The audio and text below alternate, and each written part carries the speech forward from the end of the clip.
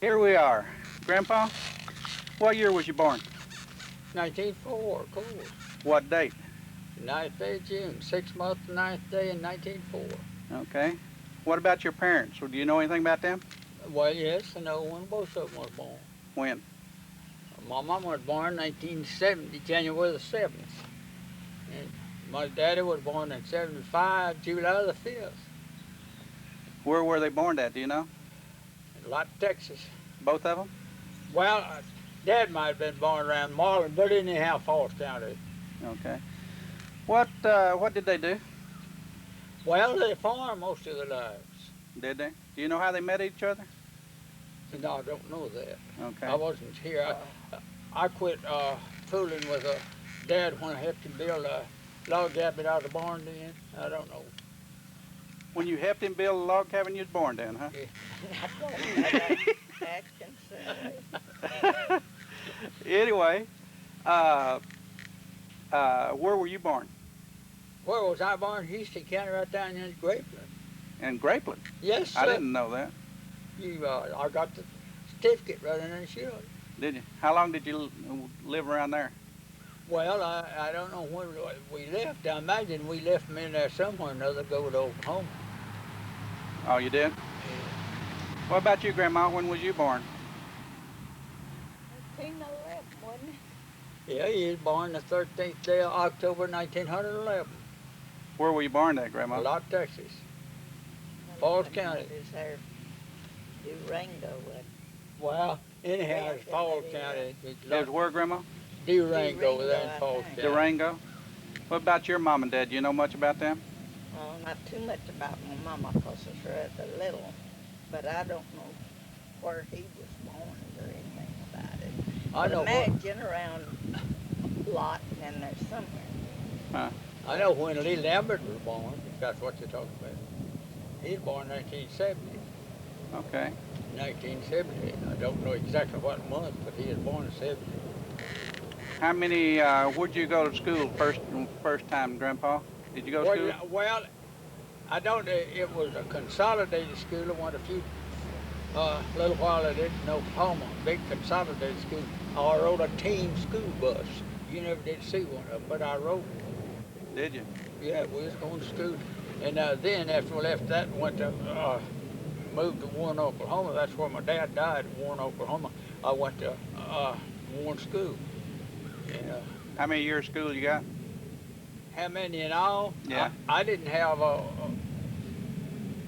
I reckon 3 or 4 years, but I finished 8th grade. Did you? Yes. How about you, Grandma? Well, I didn't go many either, but I think I went to about 6th grade altogether. Oh, you know where it was at? Yeah, north-south. Where? North-south. Okay. North Sue's and George. I went to George part of the time, but Ain't no school. it's both in there pretty close together. Well, let me ask you a question, Grandma. Mm-hmm. While you was in school, what's the meanest thing you did? Or did you do anything mean? Well, I never done anything to get in trouble over, if that's what you mean. Oh, okay. What about you, Grandpa? No. When you was in school, don't tell me, I don't believe that. Oh, I was in trouble all the time, but I wasn't doing nothing. When me and Les and Mama moved to Madison County, back to Madison County, everything in the world, I don't guess they like widow women, but every damn thing that was done, we was accused of it. Start that cussing. We was accused No of it. cussing. And an old fella come down at And don't Madisonville. go blaming somebody else if you're I ain't blaming somebody else. I'm blaming when we the guy come out there, Schwartz, a German fellow by the name of Schwartz, was building an airplane. And he got out there, went out there on Rome Spur somewhere or another to fly it, and it drove it into a tree and tore it all to pieces, and just got up, walked off and left it. And somebody stole the wheels and the tires and This while you was in school? Huh? You was in school? Yeah. Well, yeah, we was in levels. That was back in World War I. And you got the blame for it, huh? Well, yeah, they come out there and drug us out of school, me and Les out of school. Yes, sir. What'd they do to you? They couldn't do nothing because they couldn't find none of it at our house. Huh? No, they didn't find nothing. Well, when did you meet Grandma? Oh, How? I met her in 1920, How? just by accident. We moved down there, went to picking cotton, and she happened to be there. They come down there though in a wagon when y'all Well, first, no, we come in a wagon. It was about just over there to a. They moved over there in a little old house close to where we lived. picking cotton. 1920? Yeah, 19. Well, yeah, it was in the fall of 1920. And that was the same year I left there and went back to school over in Coryell Most County. of them was walking. In Coryell County. That's where I went to school last year. Last year I went to school, 1920. Was it? And that's the first time you saw Grandma? I'd done seen her, but I went back to Coryell County. What about you, Grandma? That's when you saw him. Was you picking cotton the first time you saw him? No. Well, when? Well, I don't know. I seen him off and on, but not very much till he went to work over there at Hamilton's. That was our neighbors of ours. What did you think about him when you first saw him? Well, when I first saw him, I thought the whole bunch of them was something else. Why? Huh? Why? Well, it's in that wagon, and they come in a walking, and We wasn't in no wagon. We had a one little one horse wagon. What we started out was coming down there to pick cotton, and we broke down in Gatesville, Texas. That's the county seat of Coryell County. And we stayed in the wagon yard that night in Gatesville. Of course, you never did see a wagon yard. You don't know nothing about a wagon yard. But that used to be the road people's camping place. That was the road people camping place. We stayed in a lot of them in Oklahoma. And come on down there, and when we broke down, we What'd pulled you in. think? What'd you think, Grandma? Did you think they was gypsies or something? no, I knew they was coming, but I just never saw anybody traveling. So, what I mean, I was little. We then. traded it Yeah. while How we old was were there. you? Probably I We was had about broke it down. 6. about 6, Yeah. and then 7 years later he married you, huh? Well, it was quite a while. You know, he Yeah. left and I was he gone on. stayed at somewhere else. He stayed out at his cousins. When anyway. did you? What about y'all's first date? What was it? It just What? we went and got married. You went and got married on your first date? Yeah. No. No. We went, supposed to have went to a church or a play or something, what it was. Him and me and Oh God, I don't see how you 2 or can see 3 it. other girls. All the Mosleys. Oh, that is, I went was. So y'all was supposed to go to a play, huh? Yeah, players, I don't know what it was. How long after that did you get married? Well, that's still a good bit, 'cause he wasn't, I don't know where you was at then. Well, how old were you then, Grandma? I don't know. But he went to, out to Iowa, wasn't that her name? Anyhow, he went out there and I guess stayed a year or so. And he come back. He went to working at one of our neighbors. Crossed over the Hamiltons was their name. It's just a man and a woman. And we bought milk from them. Cream mostly. And we'd go over there after milk and I seen him. And Miss Hamilton thought he was top stuff. She wasn't talking about him all. But you didn't. Well, I thought he was all right then. He got, you know, he didn't look like he did when he first come a walking up there. But anyhow, Well, let me ask you, how long did y'all date? Did you date a year or a month or? we went to lots of places, but we usually went with somebody else. Oh, okay. And then you kind of got together, huh? Yeah. Okay. And more or less, that's the way we knew one another. If Dad and them went anywhere, Well, you used to tell the story about seeing her in a cotton patch, and that's when you decided you was gonna marry her. Is that right? Yeah, Well, well, we we just were in picked the the cotton cotton patch. sack up and what. he wanted to know. He wanted to run off and get married. Oh, he did. Yeah. Out in the No. cotton patch. We was talking in the cotton patch, yeah. There's a bunch of us picking cotton. And I told him, no, I wouldn't do that. That if he had asked Dad if it'd be all right, then I'd, and if he said no, then I would have run off. But he had to ask Dad first. You asked? Yeah. No, I didn't ask him. I said, me and Inez is going to get married. What are you going to say about that? I doubt if he said it that way, but anyway. That's just exactly the way it was. No, I said, we're going to get married. What are you going to say about that? Dad He said, told well, him it's all right. it'd be all right, provided, but if he ever got tired, just be dead sure he brought me back home, because I had one. Not to go off nowhere and leave And me you were off. 13 years old then, right? Yeah, Just but like- I just liked a few days. And how old were you, Grandpa? Me, I was 21. 21, huh? He liked, Okay. I was I liked 21 a in few June days and of married in being- October. And what Yeah. year was that? Huh? What year was that? 25. Dry year. You wasn't here. I liked a few days of being 14. Oh, it was dry. But We I was didn't old have enough much to cotton to know pick. then that my daddy knew what it'd be all right or where it wouldn't, and that's what I told him. Well, let me ask you another question. Getting down deep. Financially, in your life, what was the worst time? Oh, what was the worst time? You know what was the worst time. Through that depression. Okay. Well, That depression.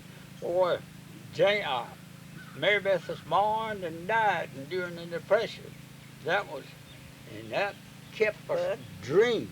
We but didn't have it it. was some about the happiest times there were. We, The fella didn't have much. Mary Beth was born what year? 29. 29. 8th day of July, 1929. Well, let me That's when the depression hit. Okay. And that year- let me ask you a question, Grandma. Y'all got married in 25. Mary Beth was born in 29. Yeah. In between 1925 and 29, did you ever want to run him off? Oh, no. We'd get mad now and fuss and things like that, sort of like we do now. Yeah. But first ever thinking about separating or leaving or anything like that, that never You were. in the whole. In other words, you were raised up. Once you're married, you're married. That's right. I'm with you. Hi. I'm with you. What all did you do before? What did y'all do before? Let's say between 1925 and 29. What'd you do?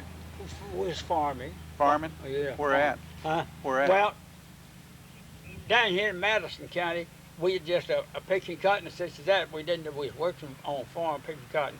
But when we got out there, I went to farming sharecropping for that old man Bill White's place, old Preacher White, we called it. We went though. And then I went to West Texas and got a little old car, and we went to West Texas. Me and Chester went with us, and we got out there and picked cotton at Vernon, Texas. And that's when I got hurt though before I went out there. We raised a crop in 27. Me and Clarence farmed together, raised a crop in 27, and I got my hurt real bad.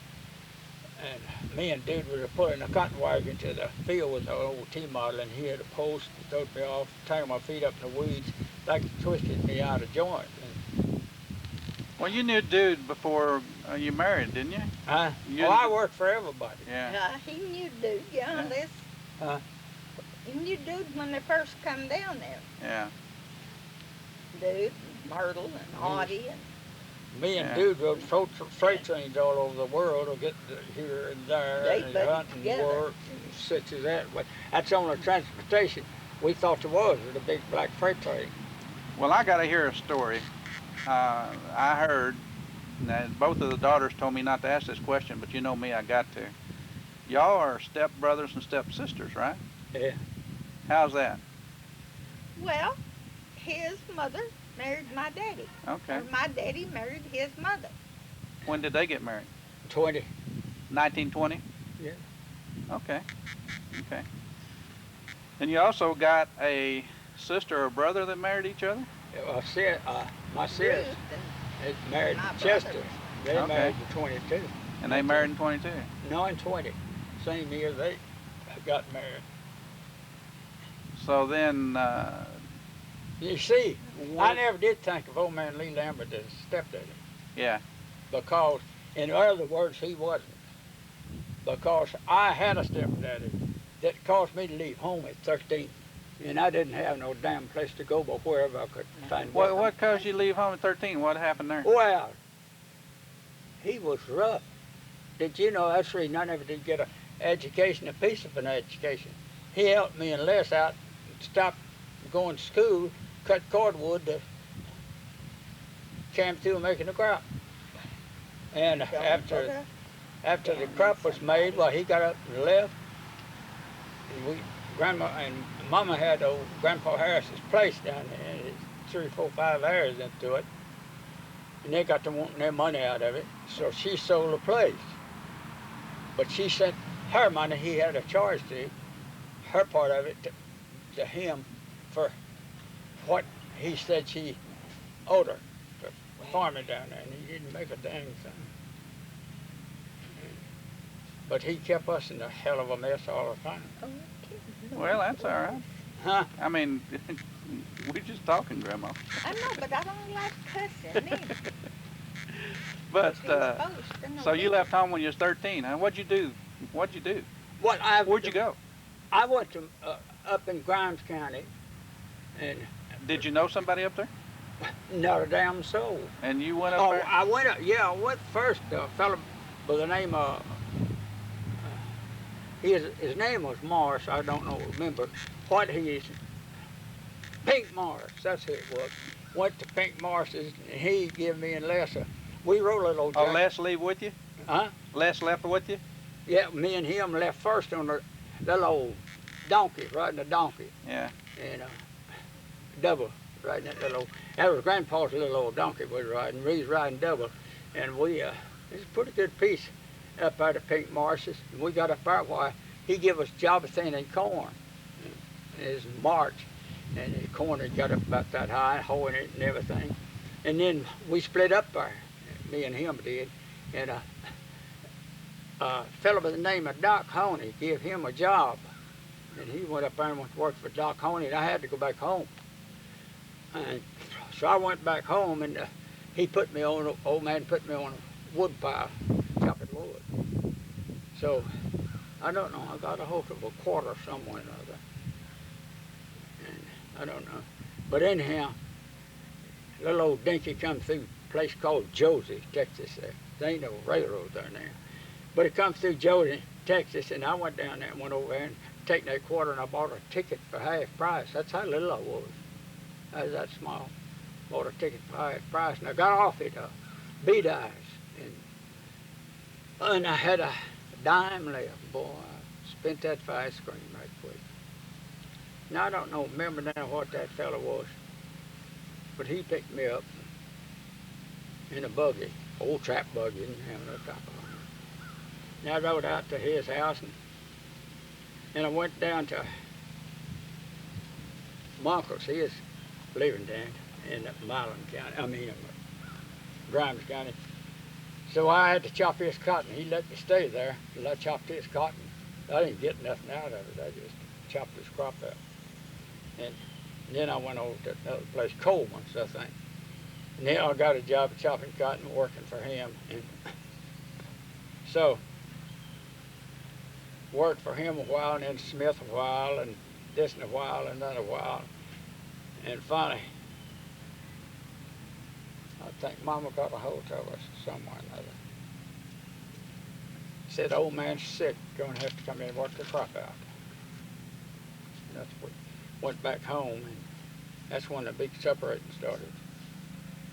Went in there and worked the crop out. He got down on his, so we got it. He hitched up as a big old horse and caught old Hal in the buggy and left out. I said, goodbye. Let me ask you a question. You moved around quite a bit at the time you was 13 until you married Grandma, wasn't you? Didn't you? Huh? You moved around quite a bit till you married Grandma, right? Yeah, here, there, and there. Yeah. Grandma, did that bother you that you knew he'd been around a bunch and moved around a lot, and you wasn't afraid he was going to drag you through everywhere? No. Or did he? We moved around quite a bit, but we've always pretty well had a steady home. Yeah. What I mean, we moved quite a few times, but we've right from the beginning we had a pretty steady home. Wasn't much, but anyway, it was home. We When did got the- by when- a whole lot better than a lot of them. Most of them, Yeah. because, as I said, I was young, but I was more grown up than a lot of them was. He had a sister-in-law. She had, I don't know, several kids. She had one nearly as old as I was. But I had to take the lead. We moved together, raising gardens. And Who was that? Mary and Mary, Ernest was his Ernest. brother. we had about And half a Mary. dozen kids to take care of all. And we take them kids. They said they always felt like she belonged with us. The oldest one did, because she usually stayed with us if they went anywhere. And if we went anywhere, she usually went with us. But we pretty well all had a steady home. And we moved down there North Sewell. Well, before you had Mary Beth, did you work in the fields with him? Yes, sir. Hey, I worked in fields all my life. She's even worked in the lifetimes field with all of Mary her Beth. life. And I But I made tell you, I made a good I carried her crop. with me Beth, everywhere I went. When When I Beth went to was the born, field, I Beth made went too. a good crop. I made a good crop every year I farmed. I made a whopping crop 28, and boy, big money. So Yeah. the way drinking homebrew, boy, that's the way I got set of it. Yeah. Oh, you used to drink? Huh? You used to drink a little bit? He drank quite a lot when we first got married. Yeah. When did he stop? I stopped when my kids come along.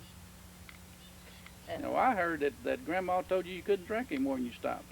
Huh? That's not true? no. A little bit of truth to it? Well, he knew that I didn't go for anything like Yeah. that, but I never put up no kick. Mm. Nor I didn't put up no kick about what I done. He knew that wasn't my line, so it finally eased on up. Mm. Everything, I stuck it out. I went to Oh, dances with him and shoot. this, that, and the other. You know, But I never did go for it. I'm Oh, you went to dances with him? Yeah. talking I about go with him. I sometimes that did whiskey one and room stuff. and Just the like dancing I told a and lot of another. them, asked me, says, how do you know to make whiskey? I said, how much do you think I made? I win. You mean tell me it didn't bother you him dancing with other women? No. I said, how much do you think I've made? Says, I says, I've made enough whiskey to float off a town. But I know Don't not to go drink it when I was a preach. bootlegging it. Hang on just a minute. Tell me, Grandpa, that you used to be a bootlegger? I told old preacher Hahn, I says, you know how North Suits was? He says, no. I said, well, there was so many bootleggers. They had to wear badges to keep from selling it to one another. Of course, now a lot of that is talk. Yeah. What'd you do? 28, you had a good crop. Did the depression affect that crop, or? Well, it was just a hitting it a little bit right on the last of it. In other words, I started out selling cotton for about 28, 29 cents a pound, and when I quit, I finally sold out the last part of the crop because it had dropped down from that price to 16 cents a pound. And you know something was hitting. So then when I opened up in 29, I made a good crop in 29 too. I made a good crop every year I farmed. And when it started off at 9 cents a pound, 29, that was flat a break. And I went to town and carried about cutting up that down and went into old man John out about Tarbers at the back, and there's a lot of them paying 40 and 50 cents a hundred for picking, you know. And I carried it in there. And old man John out of Tarber was a good fella. And put the receipt on top of it. I said, I want 60 cents a hundred for this picking, Mr. Tarver. Grabbed his lip like, we can't pay it. I said, well, I'll just go to First National Bank, cash it out and get it if you can't pay it. And I said, it's just across the street away. But he bit us a little bit. He says, well, I guess I'll have to pay you. So he paid me. Well, that's all we got out of it was a picket, you see, because we went in debt. It wasn't going to pay nothing no on the debts. And you take 9 cents a pound, well, half of that was 4.5, and now they're getting 4.5 cents a pound. Old man Hensley is getting 2 1/4, and old man Jim Lewis is getting 2 1/4. So I got 60 cents a pound, 60 cents a hundred out of picking it. So, you know, I could go back to old man John Albert Tarver just the longest day he lived. Whenever that gal of us started school, I went in there and told old man John Albert Tarver, I says, Mr. Tarver, I've got the gal that's fixing to go to school down in Houston University.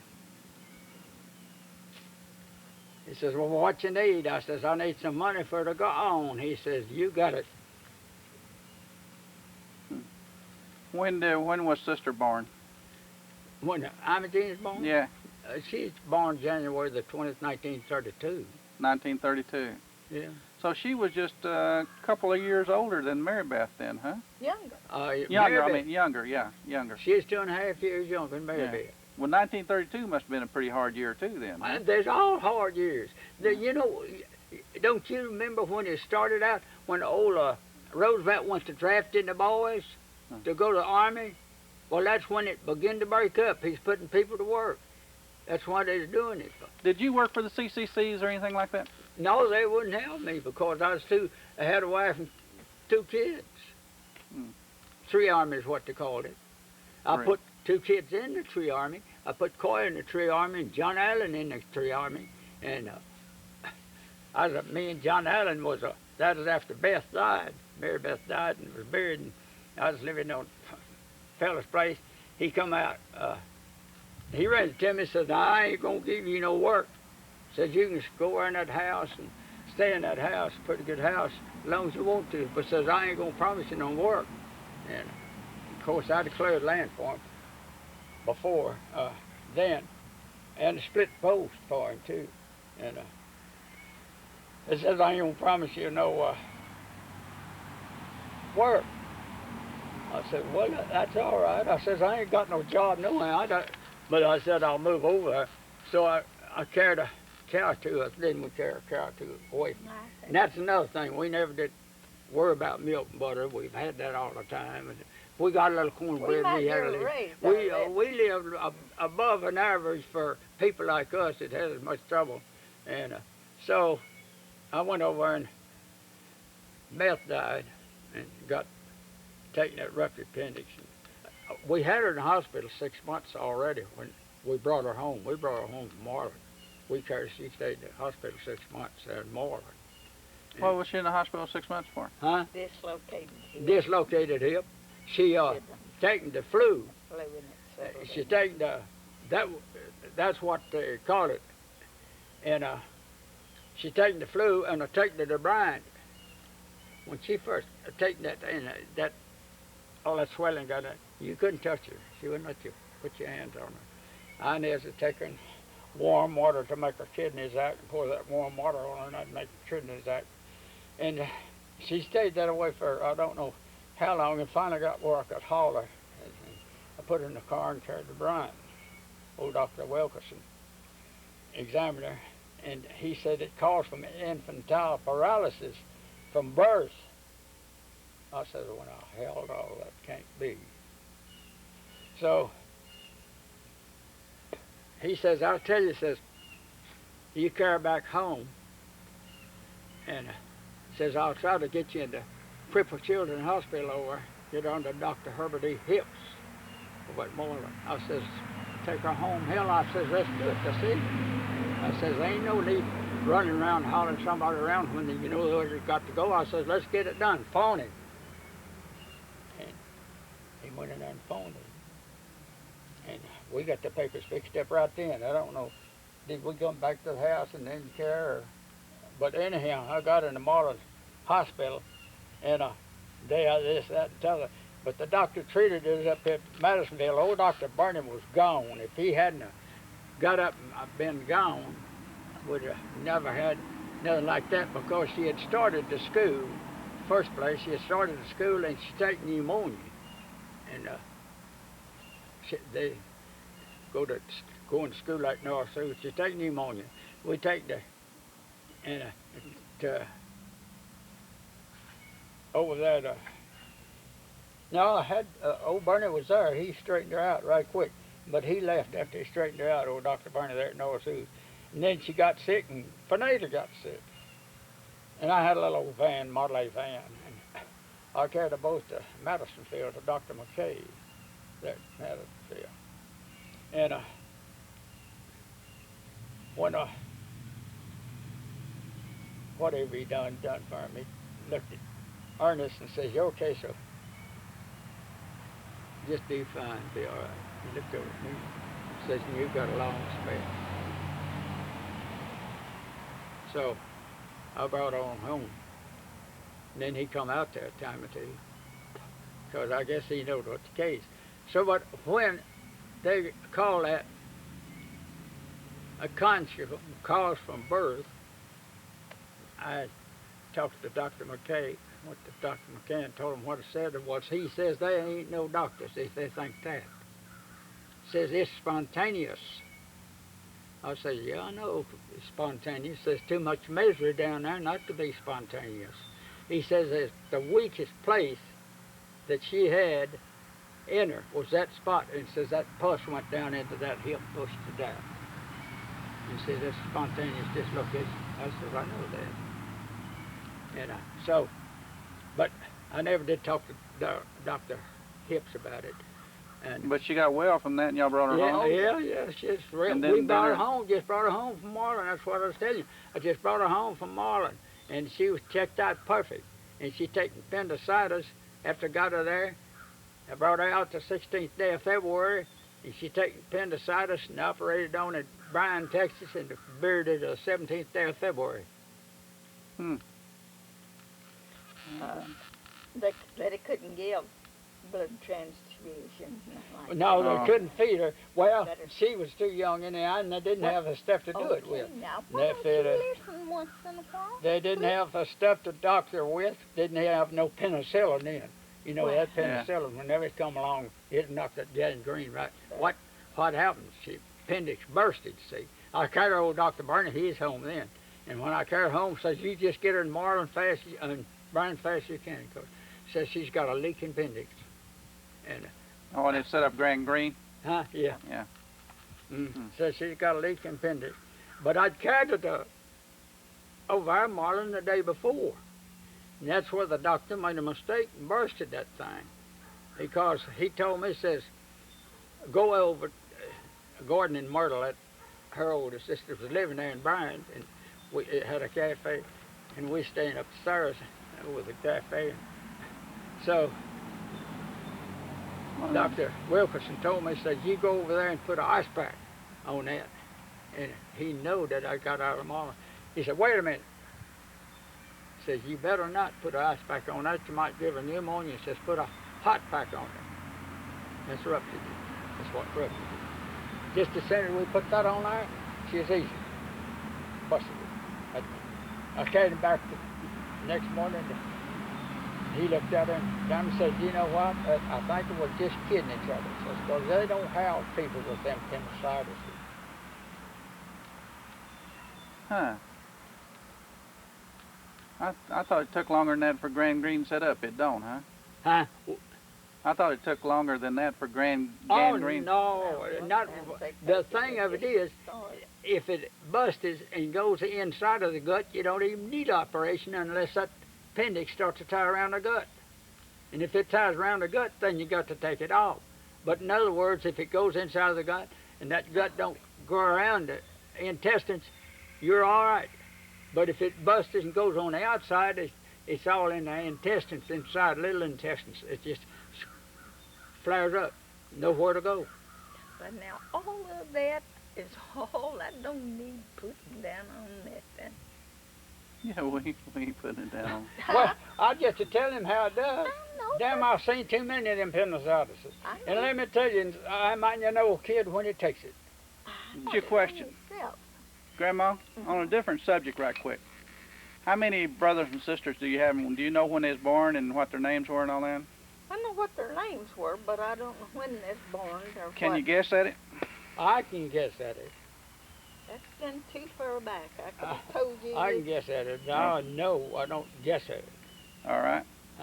What are they? Well, dude was born But now the Dude same is year the I first. was, only born and Thanksgiving, November, about the last of November. What year? Huh? What year? In 1904. Okay, is that our older brother? No. No, Okay. Burl was still. Burl is the oldest one. I You know- don't know when Burl was born. He's about 98. He is about born in 98. Okay, and who else, Grandma, do you have brothers? And Clarence. Clarence, and about what year was he? He's born in 96. 96? In November, I mean, the 16th of November, 96. And what, any more? Chester. Chester, what year? Huh? What year was Chester born? Chester's born in 1900, 7th day of January, 1900? Madison County. Who else? Well, now I got Chester. Myrtle is born. Okay. Myrtle was born in 1902, 25th day of June, same as the twins' birthday. 1992, who else? That Huh? was Dude. Dude was born 4. 1904. And who else? Then was Audie. Audie, okay. Yeah. When was she born, roughly? I think she was born about 1909, about 2 years before I don't know what. I think it's in October the birthday. It's in October. I know Well, it if it What- was about the. Who else we got? Bertha. Myself, What year was you born again? 11. 1911? Bertha's born in 1915. 1915, that's it. Okay, what about your brothers and sisters? Huh? What about your brothers and sisters? Well, my sister was born in 1906. In 21st day of September. Who was that? Ruth. Ruth, okay. And Sonny, he was born in September Well, you 14th, didn't start at the first. 19. The Huh? older one. You didn't start at the older ones and come down. Well, why not get at the young ones and go up?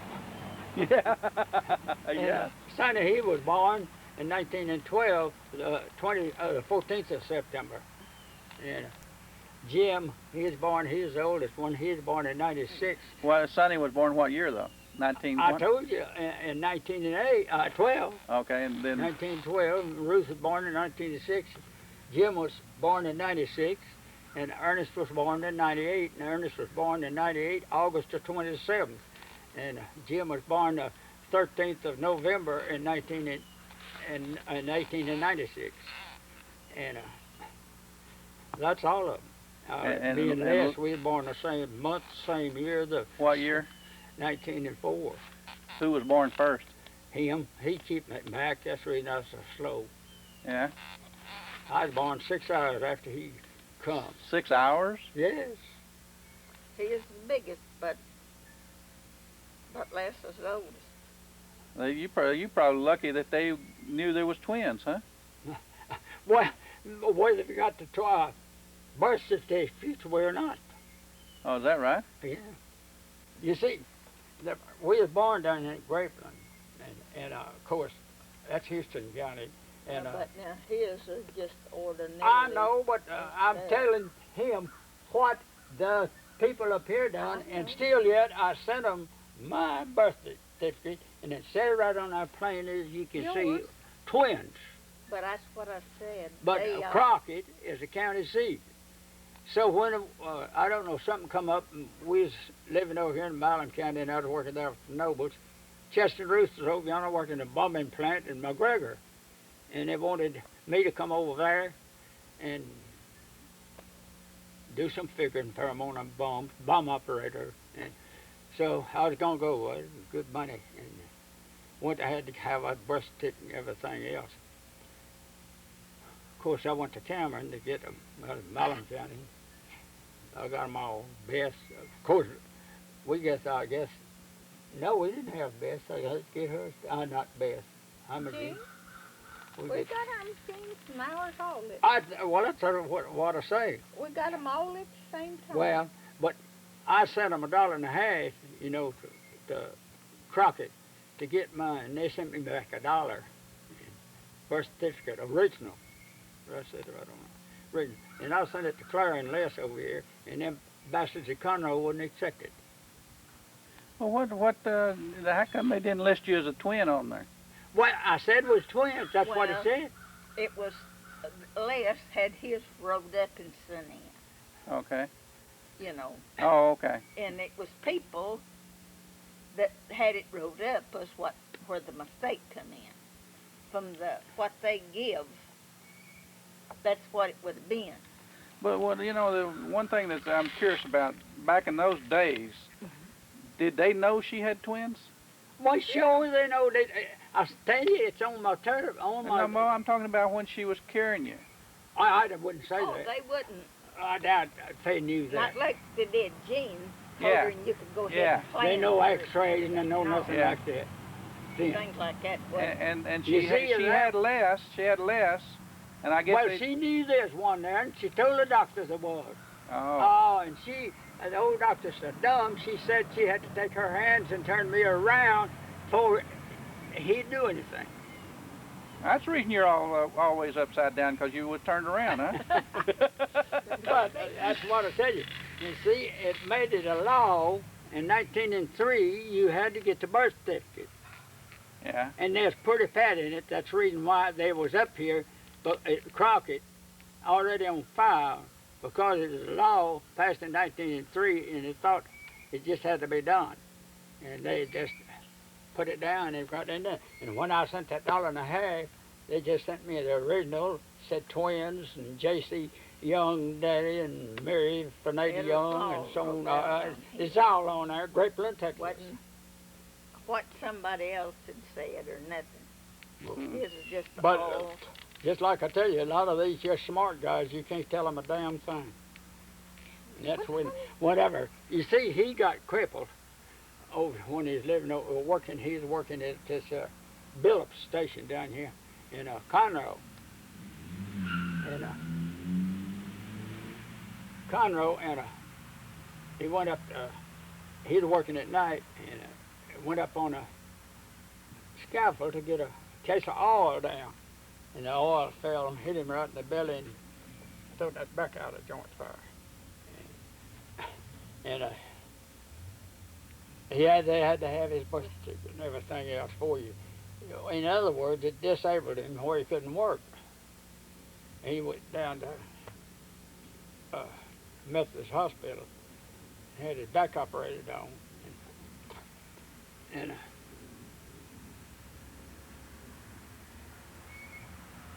they had to have all that to get his Social Security, and he didn't have none of it.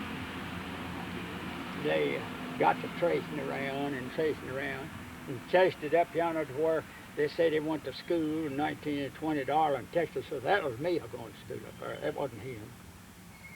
That was me when I went to school up there. He went to school a little bit in 1919. We went to Coryell County in 1919 from Madison County. That little old gal up there, as he's crazy about, he went to school a little while. Well, if you had to have a birth certificate and didn't have anything, you had to get somebody to sign up that Yeah. knew you and knew when you was born and all Right. that and else to get it. Yeah. Well, that's what he done. He got somebody to get his knowed him worked and- up and everything. And when they did, well, of course, they put down something, but it wasn't right. So that's the reason his was like it was. But Dad's, well, he wrote in for him and everything. And they had his already built out on the farm. He wasn't. You know what they told him? He was. They had him born June the 8th instead of June the 9th on his outfit. He said, why, that could be easy. He born just before 12, another guy just after 12, and so on and so forth. I gotta ask you a question, Grandpa. We're gonna back up a few years here. What's the meanest thing you ever done?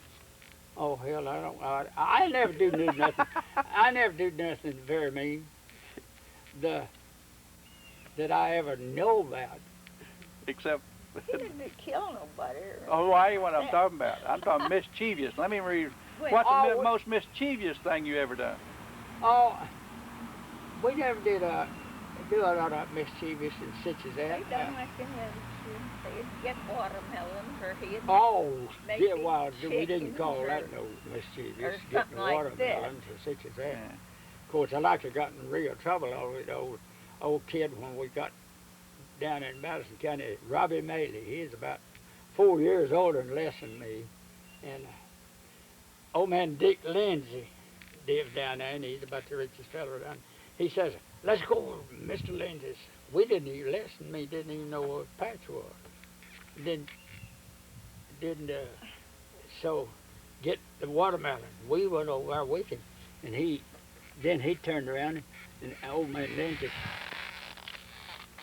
jumped on, find out, jumped on all the He says, I didn't get that watermelon, them boys over yonder got it. Them young boys. Here he come, you know. We got to eat now. What do y'all get, Mr. Lindsay's watermelon? Well, we didn't get it, but we have to eat it.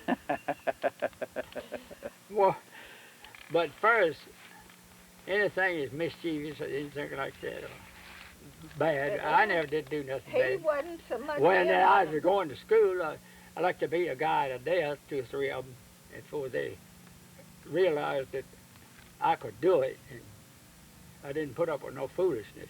They always run around fighting less and this, that, and the other. So one of them was a bully. I says, I'll tell you what we'll do. And I says, after school, and I says, we're going right out down them woods. And I says, we're going to have it out. And I says, I'm going to let you know, little boy. When I get on you, you ain't on nobody else. They toted him out, boy. I mean, 3 of them toted him out of there. I just beat him nearly to death. Mm-hmm. I walked up and when I hit him, he went around about 3 or 4 times. He didn't stop spinning, and when he got back around, I caught him again. But I just about beat him to death before he knowed I was going to fight. he wasn't with them so much, but Les and Dude, that brother of mine, they was too much character. They'd be going down the road, see a chicken outside the road, and they'd jump out and give it. Anything come along. I didn't hear. They'd be doing what, Grandma? Just driving down the road. Getting They'd chickens go to eat, somewhere. carry them home, eat them, and kill them. Now, we used to go chicken roasting down there in Falls County, taking notion for some chickens. We'd go snatch some off the roost and carry them off there and But- chicken. But, well, you talk about mischievous. I didn't call it mischievous. We was thrashing peanuts there, old man J.K. Payne. When I come from school down there, they're thrashing. From Corel County, they're thrashing peanuts. They had a big peanut crop. Old lady Payne and oh, she was a wassup come out there. You better watch them, had the law come out there. You better watch them boys. They steal everything they get their hands on. And this, that, and the other. Hadn't stolen nothing, so I was sacking them.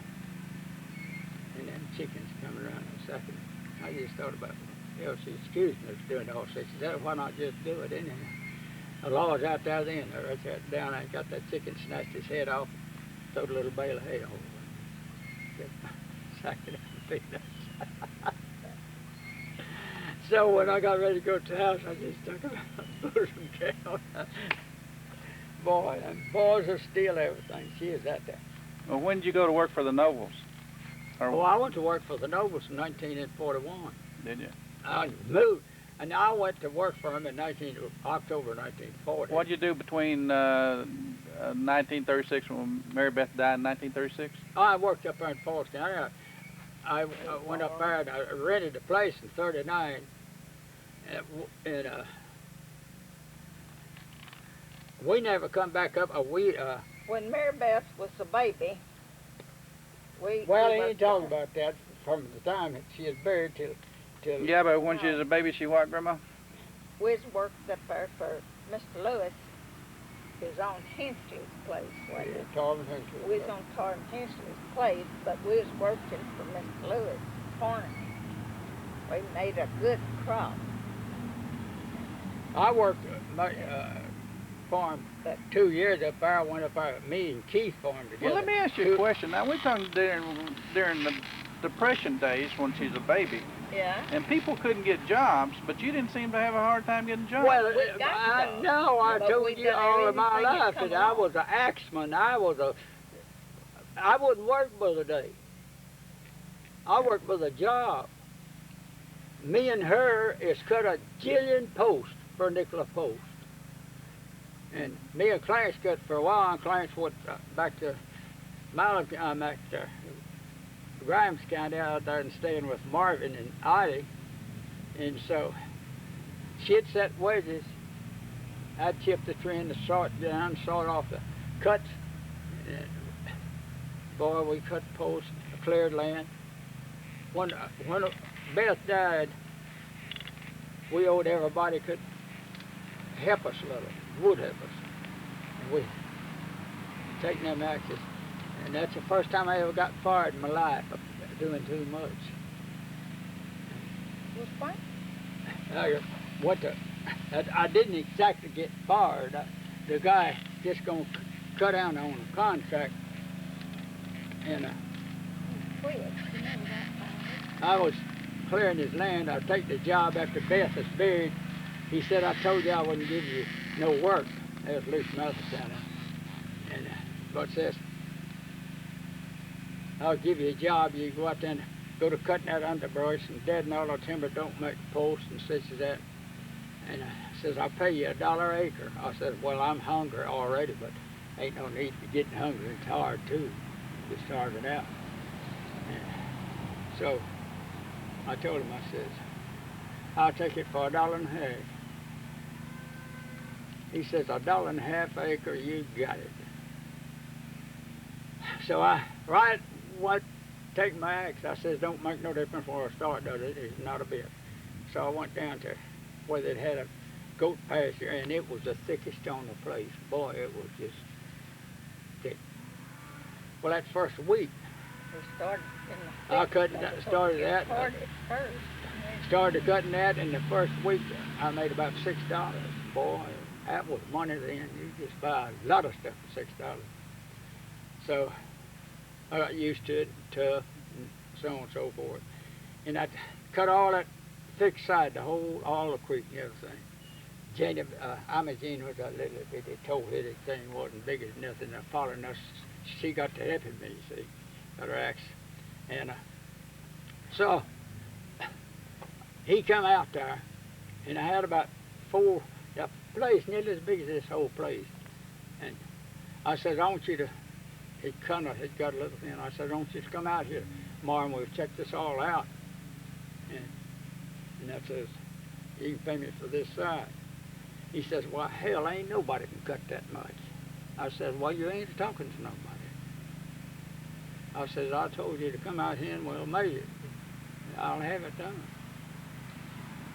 So he didn't come. But I got it done at 12 o'clock that next day, just like I told him. I walked to Madison Field. I walked out the highway and caught a ride. He's a cotton buyer there in Madison Field and had bought a whole lot of land and stuff out there. So walked in there and told him, I said, well, I told you to come out there and measure that land. About 2 o'clock I'd be done. I said, I'm done. He come out there and we changed it off. He cut my wages, gonna cut me down to $1 an acre. Well, the black boys over there, Billy and Wallace Black, they got their cotton up big enough to chop, such as that. And so I told him, I said, well, you can just take it and go to hell because I ain't gonna cut it. He said, well, I just hate to make you move. I said, you ain't gonna make me move. We was living in his house. I said, you ain't gonna make me move. He says, I'd hate to give you trouble. I says, you ain't gonna do that either. I says, if you ain't gonna do right, you stay in Madisonville. So we went across there and got a job, Billy Wallace and Billy Black, chopping the cotton.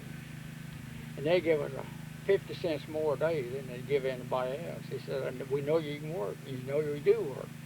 He said, we'll. And I told him, I said, work for $1.25, but I won't work for no 6 bits of this, that, and t'other.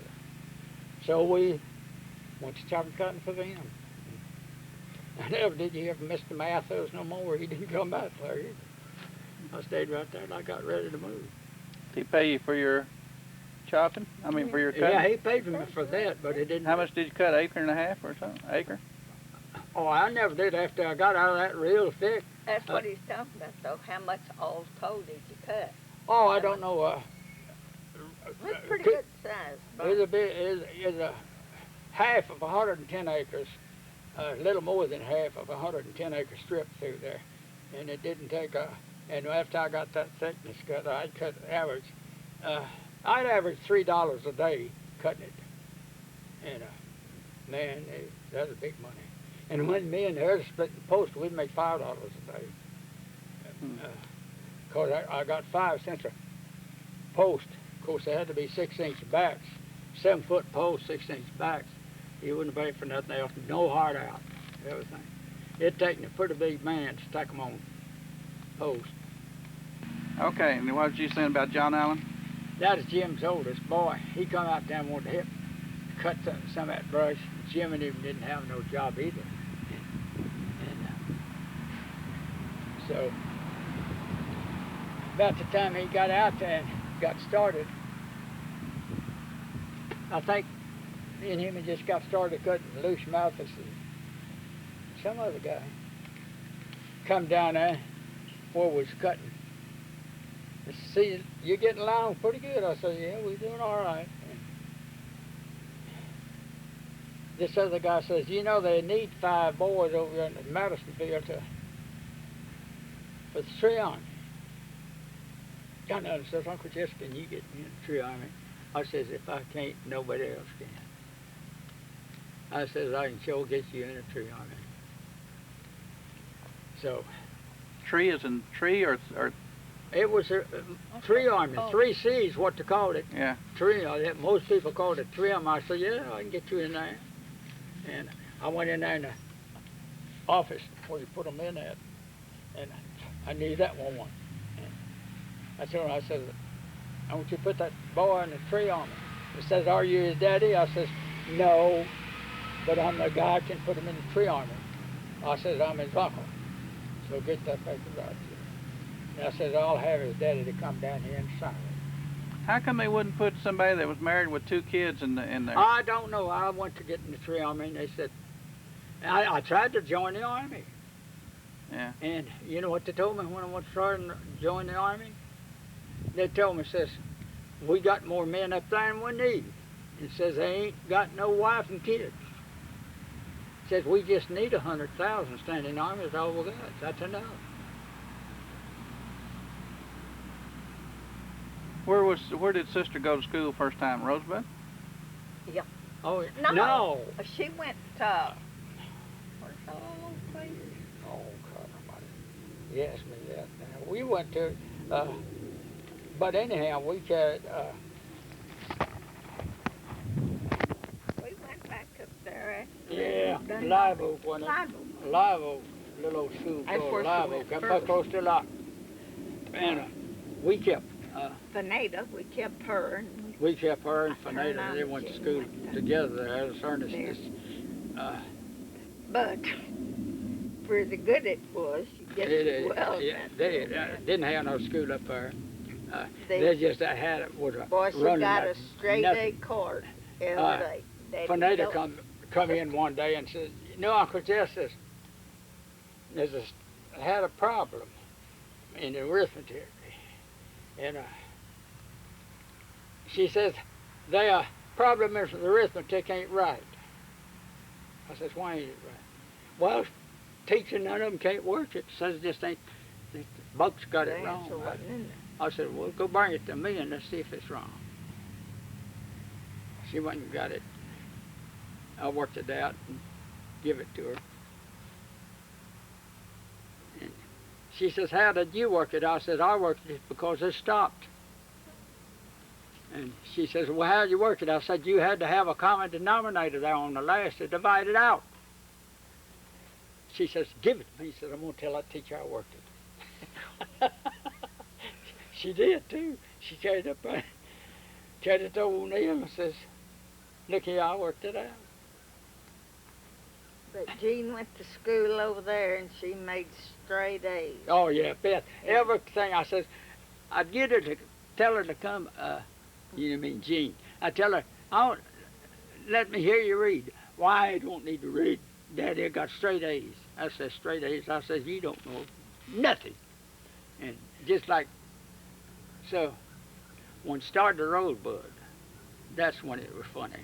I bet It she kept didn't her say in nothing. every day.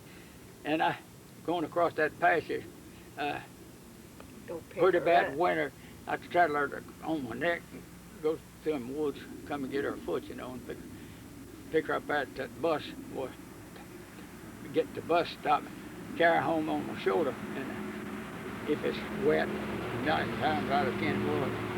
So one day I was carrying her, and just slided up, boy, she banged me down on the head with her book like that, said, Daddy, you ought to hear them little girls like it. Said, Jane, Beth, why? I mean, you won't have to stay in today.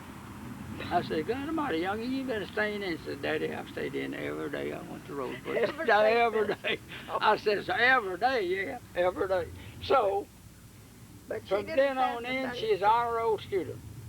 But she didn't say anything about it till she brought No, it up. she didn't say nothing about it till she'd made the grade.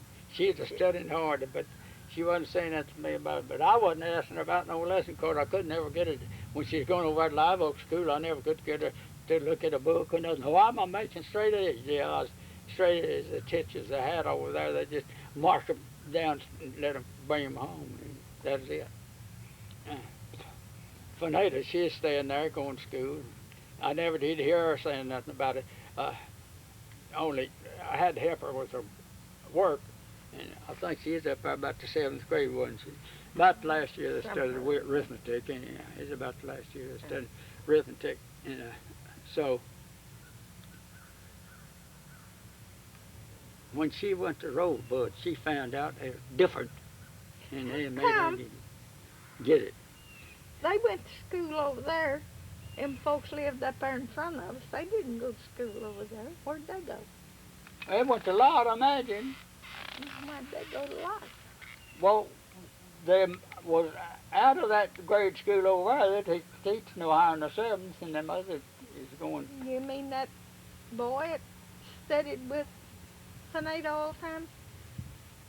He wasn't his oldest, Fanita. Well, I don't know where he went. I didn't.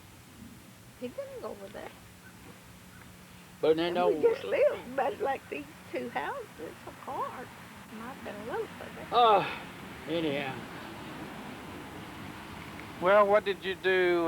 What did y'all do? I guess you was working for the Nobles during the war then, huh? Yeah, we was had just moved on there when the war started, and you know that was a funny thing to me.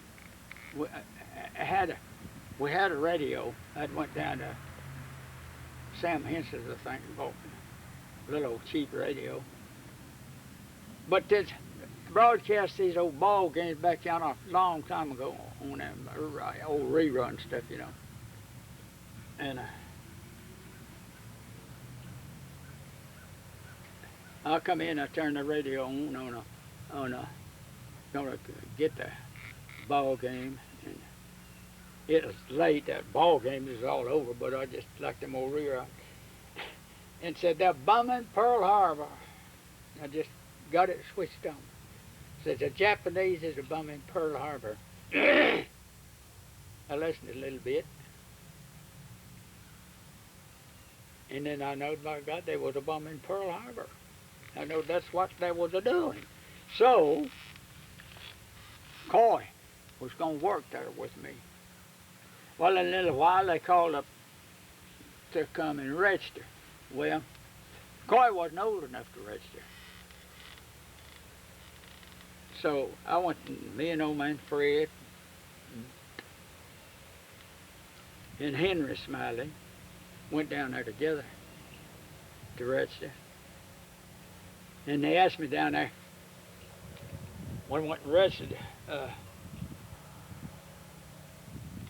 that, I don't know, that was in February after that war bombed at Pearl Harbor.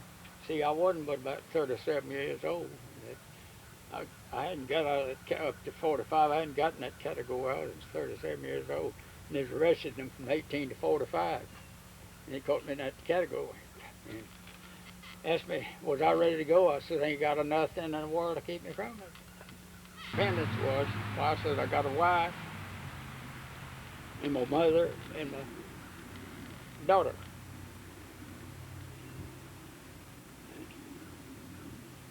Did you think he's going to war, Grandma? You didn't I think? never did think about him going. I don't reckon. And he said, well, what are you doing? I says, I'm farming and ranching. And you know what they said? Well, you can do a damn sight more for the army doing that than you can over there in it. Well, let me ask you a question. During the war, was that pretty hard times too? Well, not. It was Things on got a to lot of getting people just a little because bit they better. couldn't- I laughed at a fella down here at church, talking about his first job he got was $350 a month. Steady job he could depend on, you know. I said, well, the first steady job I got I could depend on, I drawed $300 a year. He said, $300 a year? I said, yeah. I said, I lived savagely out for that. And I said, I bought me a car and everything else. I said, and I bought me some cows, paid for them. But we raised our living like all the time, And- just like we have here. And We raised hogs, we raised our we chickens, kept our meat had our raised. meat. Well, how did y'all? What was your first car? Huh? What was your first car? Well, the first car I ever bought was Just a four-wheel. T-model. Married. I bought a little old stripped-down T-model. What year? What model was it? Yeah. Is I don't know. It was about a 20 model. And what year did you buy it in? I bought it in 25. 25, right after y'all got married, then, huh? No, I bought it and tore it up before we got married. Oh, before you got married. What year did y'all get married? What- No, I bought that What thing. year did y'all get married? 25. 25. So you bought it right before you got married and tore it up right before you got married, huh? And that's the reason you decided to get married? Yeah. No, I still had it, didn't I? Me and you and Ernest and Mary started to, Oh, we went to West Texas. and we didn't get there. Well, we started. to We go started in. in West Texas in it. And it come a tornado. Two or That's the three first of our time that kids. I ever got word with Ernest. We didn't have no money hardly going. And I don't know. I give Ernest some money to do something. But we're fixing to camp out there and pick some cotton out in Marlin. We got when it come a rain and cold Well, we spell. did pick something there. And we like to froze to death, and before we got to, well, it just meant you had to pull me out from under the steering wheel. I had a little pongee shirt, and it come out of the rain, and that's all I had on, no undershirt. And we got up at Perry, Texas, the other side of Marlin. This fella had some cotton to pull in there, and we pulled into a little old place there, and an old house where we could camp in. And they like to had to pull me out from under the steering wheel. And we bogged down to start with, so going into the little old house and bogged that old T-model plumb up to its side and had to unload what we had to the house. Well, didn't y'all have somebody that lived with you somewhere around 1940, something like that? Or maybe... Colin? Oh, I'm talking about Bubba. Yeah. Oh, we live Oh, down no, there. Yeah. he come there and I went We and got called him. him I Bubba, moved but him and his Christine, name that was is Doug. Carl's first wife. Him and Christine and Margie and Dub. Yeah. Margie and Dub, that is Dub's sister. And he never did leave us. He'd go off, but after that, he never did. He stayed with us till he went to the army and got killed. He went to Korean War, got killed at war. Well, what year did he start living with you? Huh? What year did he start living with you? After Christine and them left, now I don't know what year it was. I never paid no attention to them, but he stayed with me, and They were going to move. his dad's gonna move, and he didn't want to He move. was supposed to have to go back to his daddy's, I And think. his daddy. And You don't he- know about what year that was? No, I don't know. I know he went to the Korean War in '49. Oh, okay, okay. Well, then what year did y'all get Janice then? Huh? What year did y'all get Janice? We got her in '47. 47? She was born in '46. Well, then she wasn't very old then, was she? No, just she's a- 15 months old. What'd sister think about that? She She was the proudest about young'un you back ever then, seen. we had her all of our life, practically, Yeah. Boy, she even was. before. They She went separated. right down to the school and told them I've got a sister now. But even before Mildred and Everett separated, they stayed there the biggest part of the time. Yeah. Mildred and Everett, The time big Ted. Jane was born, and they had a No, racket and everything, and then they was telling about, well, his folks told him, that they're gonna get the baby. Well, let me ask you another question right quick. Whose folks told him? Huh? Whose folks was going to get the baby? His, Oh, Everett's was? Everett's Yeah. mom and dad, and so they're gonna have a good law over it, and so she asked him, so well, what in the world would you do with her if you got her?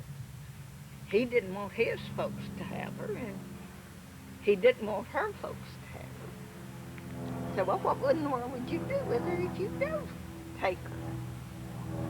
Well, I'd let Uncle Jess and Aunt Inez.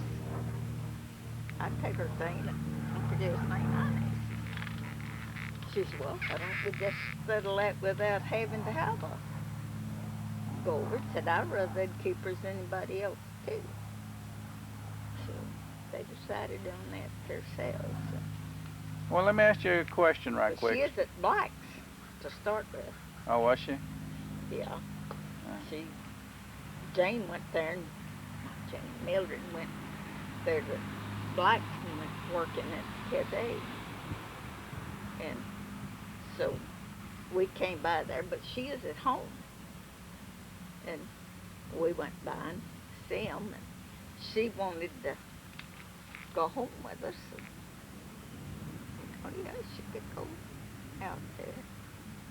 And Clarence, he didn't like the idea much because he figured Black would get some trouble over it there, so he wasn't scared of Black.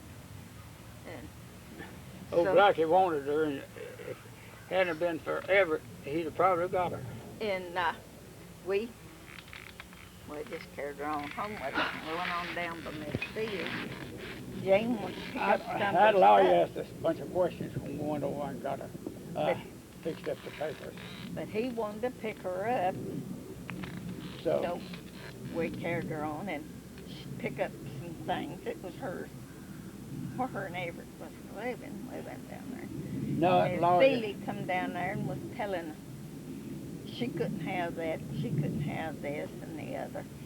And says, that ain't all, you can magic that baby home with you now, but you ain't gonna get her. I said, wait a minute. I said, now that furniture don't mount to anything. But I said, boy, you go to seeing where that go, where she goes and where she don't. Just forget that, that'll be settled later. And she didn't say no more about it, that was it. That lawyer wanted to know, asked Everett and Mildred the question when I went over to get the papers and things. I guess we lost the paper on it. Never did pay a lot of attention to the paper. And I said, can I answer that question? says, if you want to, and they let you. Well, I says, I want to. And they got to let me. I says, his daddy and mama is too old to take it. And I says, her daddy and mama has already got a kid, all they need. And I says, I ain't got no kid. Nobody but a daughter that's just about ready to get gone. Yeah, she's probably, what, 16, 17 years old, wasn't she? No, she's 14. Oh, she was 14? Yeah. But anyhow, when they said that. Well, I got to ask you another question right quick. Oh, go ahead, Grandma. What was it? But whenever, you know, she asked, he told her that it's going to have a lawsuit. See who got the baby. He wasn't going to let Dude and them have it, Who's that? Everett. No, he wouldn't have. He wouldn't let Dude and Fanny have it. And he's going to go to court over it. Didn't Everett and Mildred run away and marry? I don't think. No, I don't think so. I don't. And so, Yeah, I think they did. Yes, they did. young man, Yeah. they may have. I I'm know really they did. not sure. But, and she asked him, well, what would he do with her? And he told us, no, he wouldn't let his mom and them have her. That he figured we'd take her and keep her. So they both asked her. I said, well, it wouldn't be but one way, and that's if they took them, but they didn't go back and live together. They couldn't come and get her. No, sir. And that they wouldn't be either one of them, or any of her folks or his, allowed to come and say anything where she could hear it about the other. So they both agreed with it. So, well, we'll That old keep guy. it, but that's the only way. Mildred married after Yeah. first He old said guy it's pretty Mildred much married. with him. Married, but you ain't gonna have a damn thing to do with that kid. Is that not your kid? Well, let's go back to something else right quick. Do y'all remember Sister's first date? Well, yes, I guess Hell, so. Fred was about that high. And He was a little bitty old outfit. He wasn't very big, and he wanted to take her somewhere. You Daddy mean tell told- me Fred was her first date? I guess probably her first. if she ever had a date beside that, I didn't know it. She did after she went to But, school, but Well, what did y'all think about that? I didn't Well, Daddy pay liked no those attention. fit. He what? He liked those fit. Oh, you did, And Grandpa. he told Fred, no, he told her, hell, he ain't nothing but a kid. So he couldn't drive a car and something or other. I don't know, like he usually does. How old was she? Yeah, I Roughly. guess she is older now. But she's about, let's see, she's 2 years and 10 days. I know, but how old was she on her first date? I don't know. I didn't pay no 15, attention. 16, See, I 17? kept, but the that's trouble what- of it is I kept them all them smiley kids around the house all the time. But Fred never was around so much. But them other Always three, working for me and he worked for you quite all a the bit. time. I didn't pay But now no them others, Well, the mothers are And working then, too. he took her on first date and you didn't like it, huh? well, he yeah, didn't I go on never- the date. He asked I'll tell you to. something. I He learned didn't it. go. I learned him something. Him and Dub both. I learned him and Dub both something. Well, he We started went on to before that REA out there. They always had that big REA out there. And Fred and Dub carried Earlene and Imogene, you know, me and Inez. And I guess some of the other Smiley kids that were with us went over there. So Fred, just getting ready to go home, come around, said they're going to take a certain guy home. When they went home, I said, bother you? I said, no, it don't bother me. So we went out to my truck to come home, and I said, Early, you get in that side. Imogene, you get in that side. And I put them in the truck, carried them on home, left Dub. So you wouldn't let him go with Fred, huh? No, Well, they were carrying somebody They else. hauling somebody else. I wasn't letting them down. I said, you don't haul them sons of bitches, haul them. You can't haul my kid around with them. But the first time when he was talking about, he wanted to go with her. He didn't let her go then. And Oh, he So- didn't let her go? no. So the next time, Fred wanted to go wanted to take her somewhere. He told him, says, I may be a kid and I may not know how to drive, but says he can go along and sit in the back seat if he wants. But he's going to take her. He's pretty much stubborn himself. So Dad let her go that pretty well, and then on, well, he went. So one night, he carried her somewhere, and they stopped. They broke down. No, they didn't. They just stopped on the road, you know. Lover's Lane, huh? Okay. Yeah, and so, of course, I never did go sleep but she come in, and I took him and come in. I said, don't ever pull that stunt again. I said, if you won't come in, Oh, talk, they was out in the front of the house. That's a, they weren't then, and that's what I told him. I said, you come home, you can sit out there and talk, or you can come in the house and talk and stay as long as you want to. But I said, no parking on the side of the road. And I said, I don't think it'd be all right with y'all, but you can't tell who else is loving, you know. So no, Fred, then they had a, two little kids, somebody just walked up and throwed him out. and they taken, when, done got me off of it now. Yeah, but didn't y'all live in Baileyville at the time? There wasn't that much Oh. meanness out there, were they? Do what? No, but it wasn't no just, you know, it was rough stuff going on that Yeah. nobody didn't have any business. But he carried her somewhere and they broke down. And it's pretty good ways. Boy, the tickle to And fire they was. had Mary Lou. No, that is another time it broke down. That's what I'm talking about. Well, yeah, they had Mary Lou with Yeah. them. Mary Mary Lou Lou and and Jimmy. Jimmy and Earlene and Bud and Sister and Fred. And so Fred, he come in. Him and I'm Jean walked in. And he walked in and he says, you said if we was ever late again, you was going to come after us. Says, I was really hoping you did. Well, it crossed my mind, but I just kept waiting and waiting. But this broke down, so then you went back. Well, you was always mean on that being late. I Huh? remember one of the first times I met you, me and Jess come up here for the weekend, Mhm. and we took the twins out one Sunday afternoon, I think bowling or something, and we come home, we were supposed to be home at 5 o'clock. We didn't get home till 5:30, and you were mad. Yeah. Whenever you told me anything, I expected it to be that way. But You if I did. told you something, you could count on it, couldn't you? Right. I'll never forget that. Fred You take didn't that either. time, though, she's talking about, and Fred and them sis and them broke down.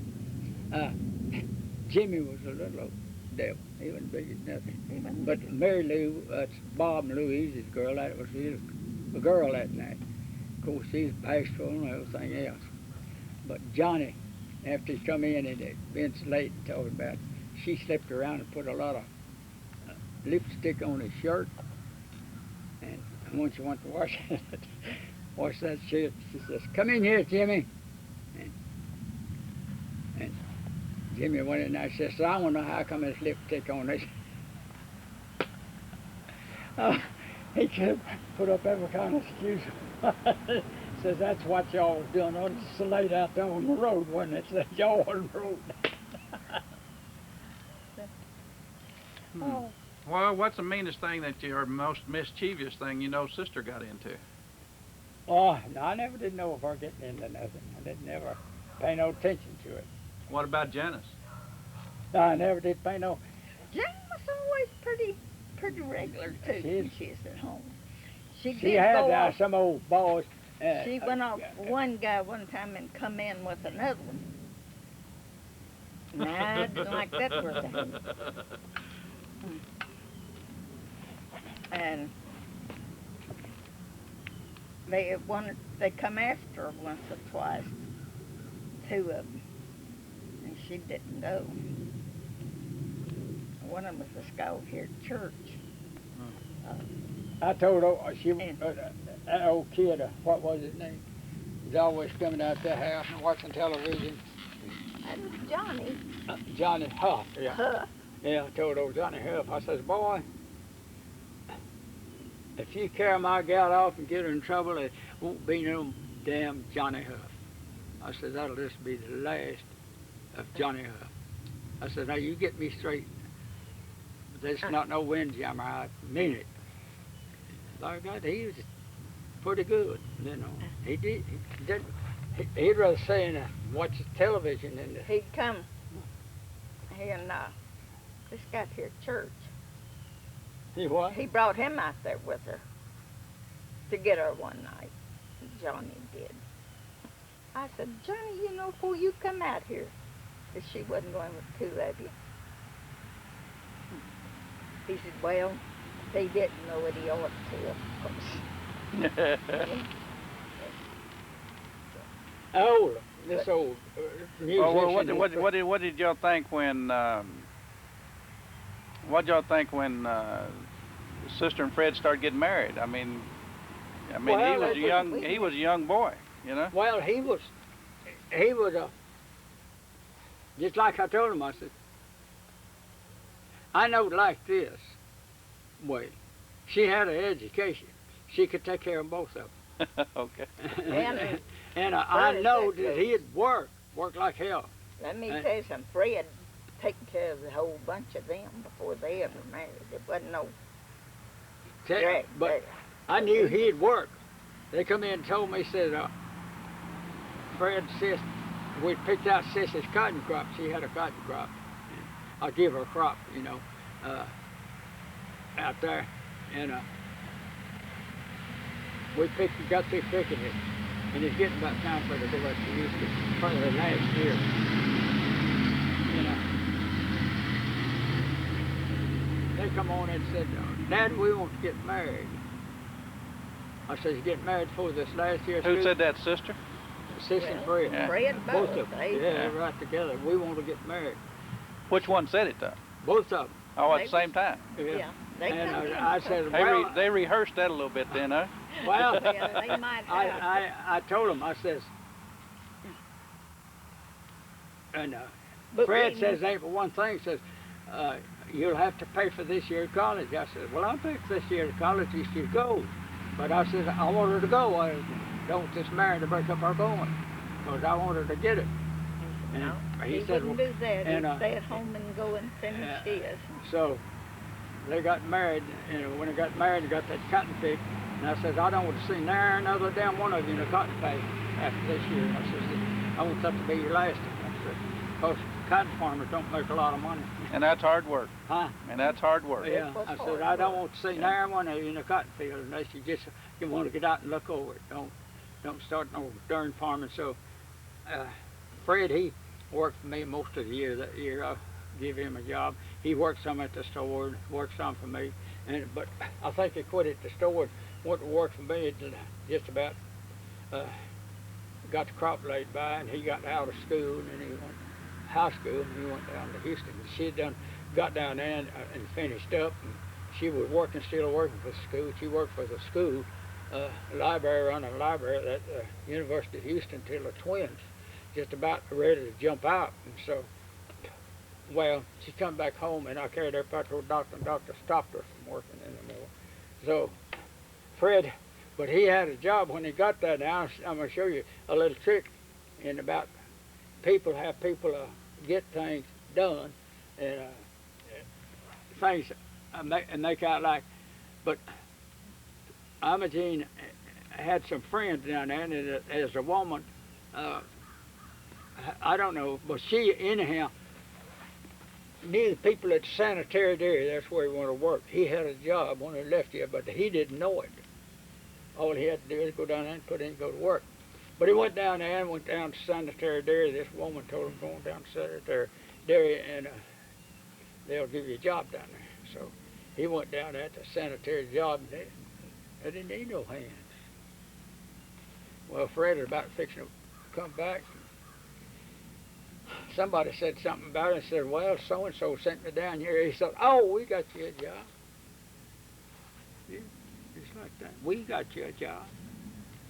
Yeah, they put him right to work washing bottles. But you see, that somebody knowed those people down there and told them he was coming, and they give him a job. Cause Well, then after the twins was born, y'all moved to Houston, huh? we never, I Well, never went to Houston till they've pretty good. got a pretty good size. me and Jane, Jane, I don't know why she was in there, but anyhow, school had done started out here, and we decided that to go. With the Twins had the tonsil taken out, wasn't it? Yeah. Had the tonsil taken out and sit down there, and so I just got started fooling with that old guy that I was working for, and he, well, fact is the business, he didn't have a damn bit of sense to start with, and I tried to learn him all I know while I was working, and before I sold out to him and everything, I sold out to myself. But I sold out to him, and I kept a job. Then that he didn't boss me. That he was just be on the place. And he thought it knowed it all, and he didn't know nothing. So, But if I'd have been home, we probably wouldn't have went. what?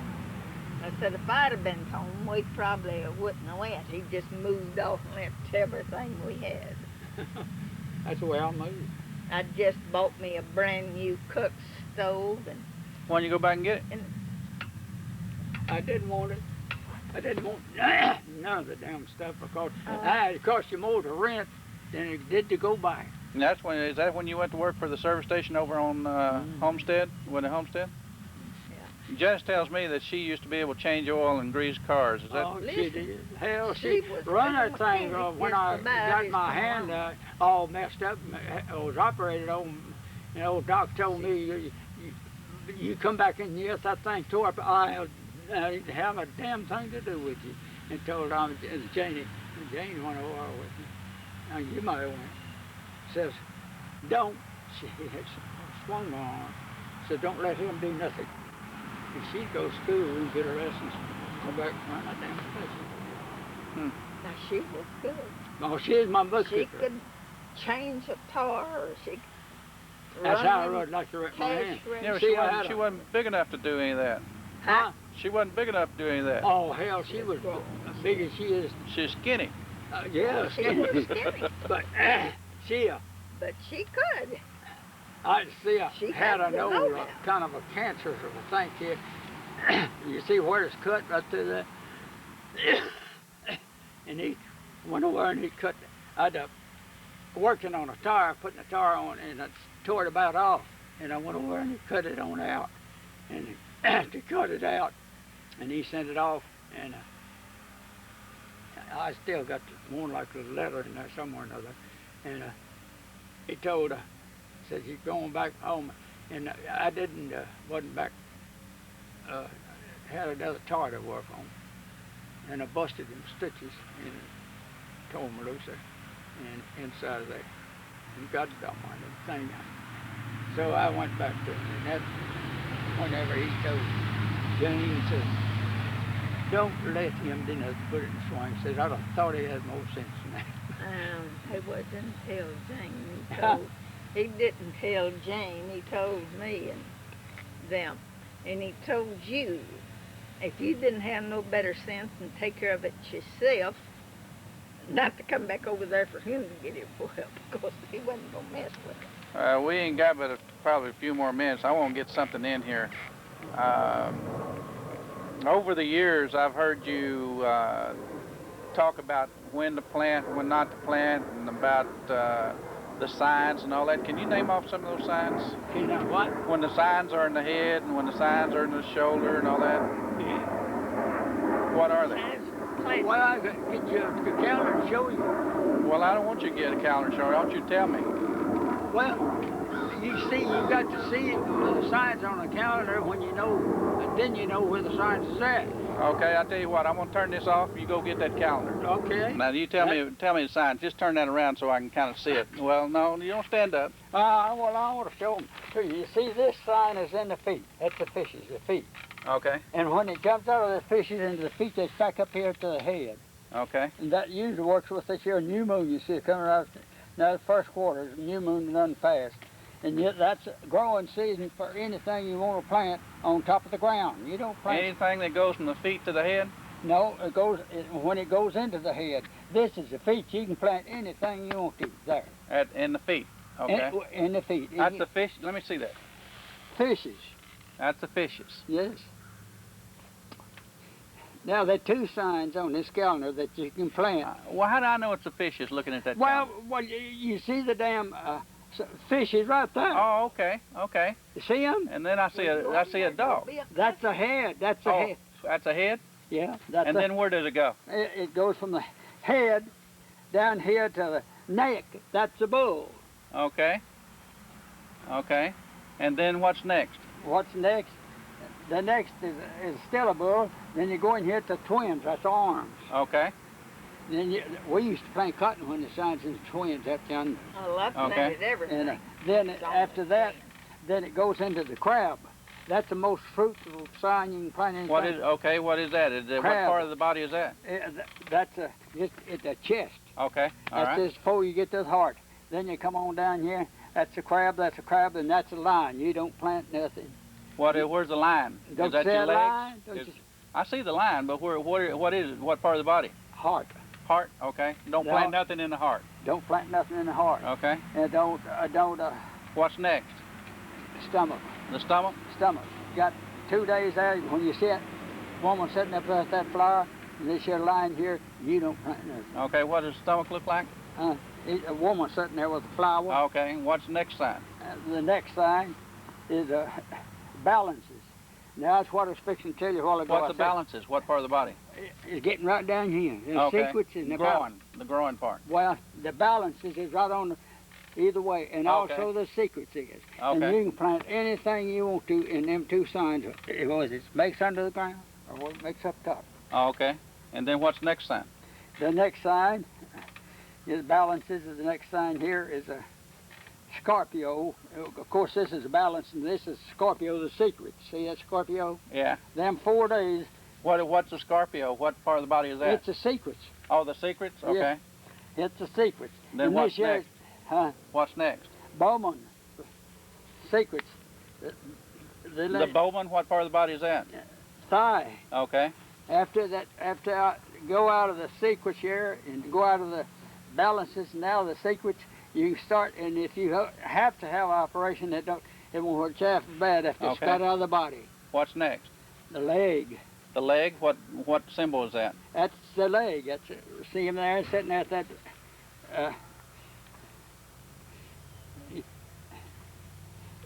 Bowman, yeah, that's a Bowman, okay. thigh, and the next thing is the leg. Okay. And What knee, symbol? now the knee. You don't What plant symbol is that? that a goat. A goat, okay.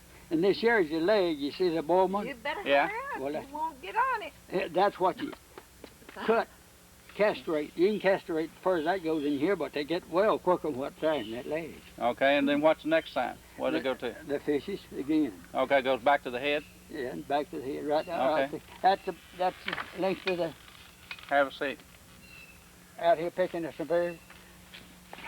She said she believed it was sin to do that. Look at, I says, well, that's the body, anatomy of all your body. It's all it is. She's talking about stargazing, what she's talking about. The Bible says in there, you know, woe unto you stargazers. Well, she thought I was talking about that. Does the new moon happen every time when it goes in the head?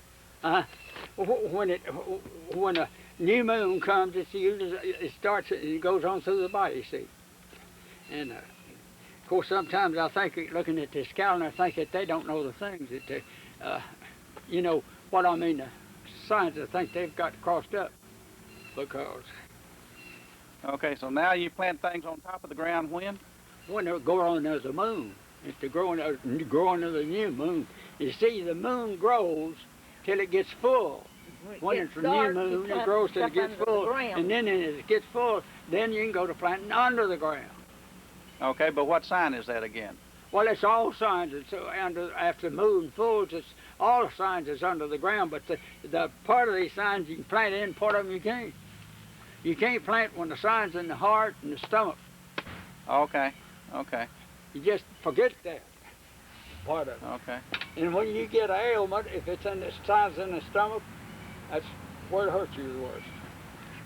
If you're going to be operated on, the best time to be operated is when it's in the legs, right? That's the best time to use a knife on anything, you or anybody. Okay. But, just like I tell you, if it's a have-to case, if you wait till you get the signs out of the body, it don't hurt. Mm. It takes you longer, that's all to get well. Which one of the doctors up there told you he believed in that too? Yeah, old Dr. Crockett. Dad told him, I don't know, Yeah, when I was going to be let's operated. let's talk about some others I've heard you say. That's what I want to get into right quick, is some of the old sayings I've heard. One of them is if on Sunday, if the sun goes down behind the clouds, it'll rain before Wednesday. Is that right? Yeah, but that don't hit this year. Because it don't hit this year. Ever signs failed in dry weather. Yeah. Okay. But you get short. What's some other signs? Do you know any, Grandma? Now, Grandma don't. Grandma I used ain't to. much on signs. Oh, I used to plant all the time in the twins when I done the planting. Well, there's something else. You can. You're pretty good at predicting when somebody's pregnant, if it's a boy or girl. How do you tell? Yeah. Well, they're usually, if it's a gal, it's heavier big all behind, over. and if it's a gal, they carry it all in the front. Now, what's that now? They get bigger in the front. Oh, Stick yeah. out in front.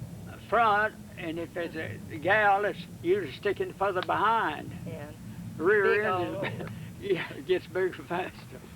Okay. The rear end gets bigger then, huh? Yeah. If it's a gal. Mm-hmm. What other signs you know like that?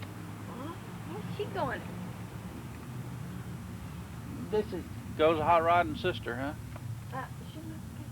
She She kept where'd going. Fred go? Yeah. Oh, he went home. He went home. Let me turn this off just a minute and see how many minutes we got. If you want to kill weeds and stuff, that's a good time to do it. And in the stomach, and we used to go out there, and a lot of times when we were down in Madison County, they were going to take in a field, or clear out a field to work. We go in there and deaden the fence lines out so far back, and you can do that when the signs in May, in the heart, and in August. That's when the sap's doing this in the trees, and you kill them. Oh, yeah, I knew that. Grandma, what about superstitions? Do you have any? Black Well, cats or anything? Not really. Now, I don't like if a black cat crosses the road. All right, black cat crosses the road. What are you supposed to do? Turn around, go Try back. to spit on his shoulder. But it's just a saying what I mean. It's really not, I don't believe in it down to fact, but it's always, You're supposed to turn around and spit over your shoulder? yeah. Are you supposed to cross his path? Yeah, or turn around and go back or whatever. Oh, you turn around, spit over your shoulder, and then turn around and go back. Yeah, if you want to. Well, see, Janice makes me do that, and it come from you, so. I mean, I can be driving down the road, and if a black cat goes in front of us, now the neighbor's got a black cat, we know that cat, so that don't Yeah. count. She don't count that one.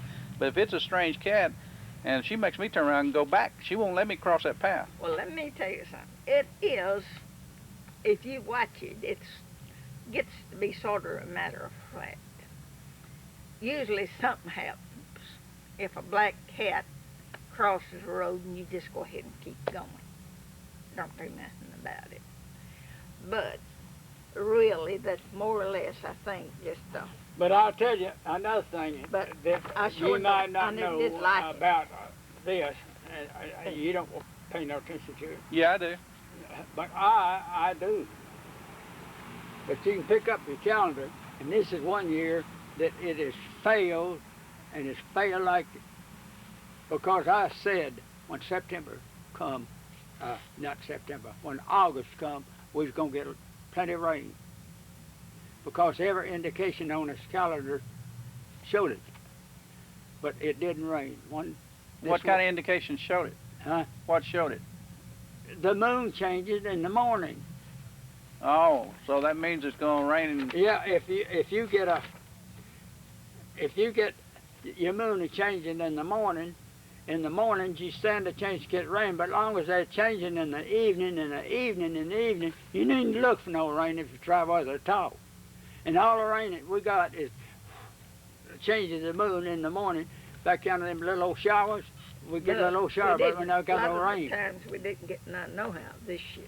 But Listen, all the moon changes in August, and it showed it on the calendar. It's gonna rain, and it didn't do it. Well, how can you tell on the calendar if the moon's going to change in the morning or the evening? Well, it tells you. Oh, it does? Yes. Oh, it Just tells like you? right here, this is February, you see, and it says last quarter of the moon, 17 p. at 3:17 p.m. Oh, okay. Okay. Yes, it tells you when Okay. it changed. All right. But you're asking me, I used to do all the garden planting and stuff like that. I didn't do a thing. We'll go by and break it up. She plowed. I plowed it and broke it up. She done all the broke it. planting. Well, y'all Right. fed a many miles out of your garden, hadn't you? Oh, yes. Even back Mine included. years and years ago, even. That's what I said when I was just a kid when we first got married or hadn't You know, been married too talking long. about that when I went to work for the Nobles, and we had a pretty good garden spot down another place, and boy, of course I had to buy all the meats and everything. Wasn't nothing there. I had to get all of it together, and I didn't have a lot of time to do it, but we still raised a good garden. They come out there and I planted, I think 100 pounds of arch potatoes, and got there and had a little big round barn. I went in there and built me a potato shed, and just hauled in a wagon load there and put it in there, you know. And we had big old motor onions like that. Well, we just had everything out there in that garden you want to go get. Tomatoes, everything.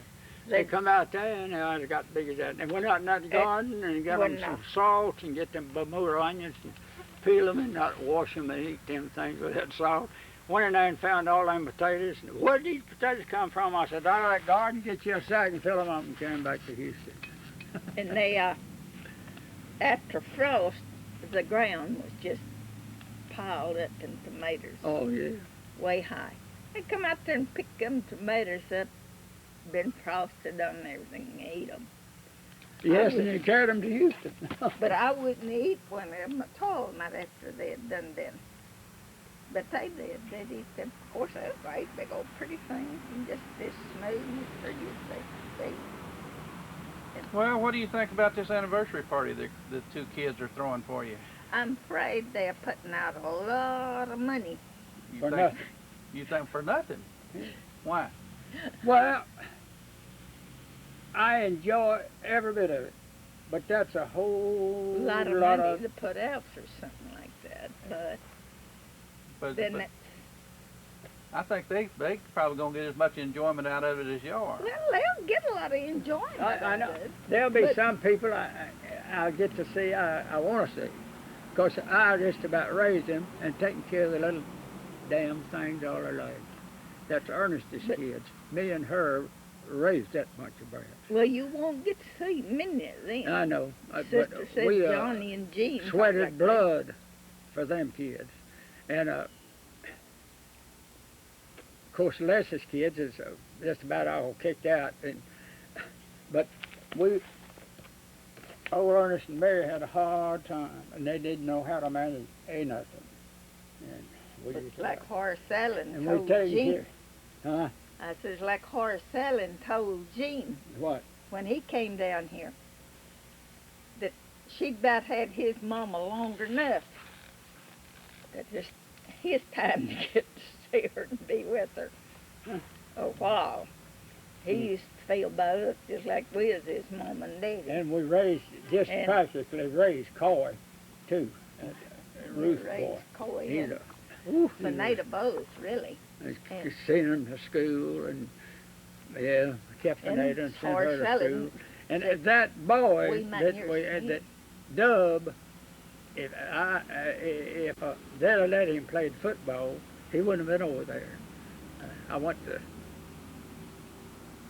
get him in school at Rosebud when he was there with me. He'd been working, and I don't know, we went to a football game. And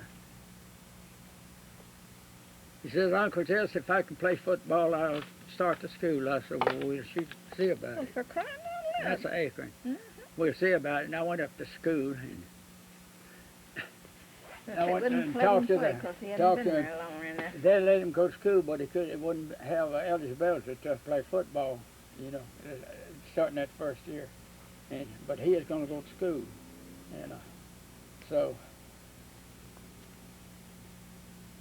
he went on, and I don't know, Imogene come down here to school, and he went back up there and work on the stay a little bit and come back. He'd got a car. I went up there to old McAtee and helped him get a car. And so he went up there and they come back, and I was fixing to go do something out on the tractor. He come by and said, well, Uncle Jess says, I'm going into the Army. I says, sure enough? He says, yeah, I think I'll just go into the Army. I said, let me tell you something before we go in the Army. I said, you're a good boy. I says, and you can come out better or you can make a sister. I said, but you are a good boy. You don't use no bad language. You don't drink. You don't smoke. There ain't nothing you do that anybody could say against you. And I said, you're a big, powerful boy. He was. He's about 6 foot high, weighed about 180 pounds, just like a bull. And so he come by on a vacation, on a furlough. It's transferring him. He come by the house. Bard come pick up him and early. He went over to the lot boxing. He come back. He says, you know what they called me in the Army? I said, no. I said, they called me old milk bottle. And why they call you old milk? Well, that's all I drank. So, that's the last time I seen him. He left But I out. tell you, I was one good kid. He wouldn't no more go anywhere to do anything without telling you. And he'd tell you when he'd be back, and you could just very near counting on it. Yeah, but Grandma, you from what I've seen in life, you've always believed in giving people chances. Well, Yeah, that's what I said. I give Yeah. him chances. Yeah. And he'd come to me anything it was. And he and Arlene went together. And he'd come to me, and he'd say, oh, this, that, and the other, about their times. And I said, well, but she didn't do a thing. I said, I was right with her. Yeah, but she don't have to say anything or do anything. She can give you that look. Well, you can't go by looks all the time. You just No. have to go by facts. Well, let me ask you a question right quick. Of your great-grandchildren, who's the meanest? Are your grandchildren? Who's the meanest? Who's the Me? meanest? Yeah. Well, Well- Kevin over yonder. I'm gonna Oh, have Kevin is? Yeah, I'm gonna have to know. I asked this, what I'd better carry over. I think they have a birthday, pair of boxing gloves or a pair of track shoes. She better get them both. Who's the nicest? All of them's nice. I don't think.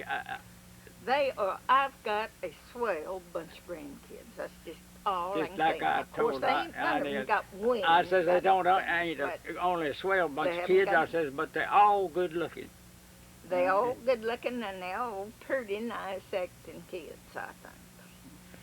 And I That's don't. just this much. I ain't got no fly flowers on my son-in-laws, but I don't tell nobody that. But I'm anyway, like car wash. I'm like car wash. One time, me and Cor, I don't know. We're somewhere doing something other. And somebody else is with us. And somebody asked him, who is that over there? He didn't know me. He says, that's my Uncle Jess, but I don't call him that around people like that. We were by ourselves. I don't know, Brother Mark asked me up there. I don't know, this talking, saying something. And I told him I thought the reason kids are like they are now is their home life. I agree. And he said, well, would you get up and tell people, said, seem like your bunch has stayed together and all seem like they get along, this, that, and the other. I said, well, one thing I'd say that I always loved all of them. And I said, well, that's what I teach them is love. And I said, that's just about as much as they can say. And I says, I don't think either one of them will ever tell you that, you know, really that I've done anything against them, you know, that would cause them pay for feelings, because I don't. I work Fred not done to gone do back? Yeah. What, She been left out of it. I think why'd he come up here? I bet that's him again. No. he come out here to start that tractor. Um, Pour Oh, out that's right. I was in going to it. help you work on that. Huh? Yeah, I was going to help you work on that, and I forgot it. if he's Maybe we can get it after the next few minutes here. Well, And, I tell you what, we're probably at the end of our film. Won't you reach over and give her an anniversary kiss for me? Have you got the thing on? Yeah. Well, I'm gonna shut my eyes. I'm really like Dusty did. That's what he did yesterday. Beth says when she come after me last night, he was dead. You know, no, later. Honestly, yeah, he did that over. She's gonna make him kiss grandma. Goodbye. I told him I ain't gonna kiss that crap. He don't kiss me, and I don't kiss him. He shut his eyes. His eyes couldn't kiss grandma. I said, "Come over here and kiss me on."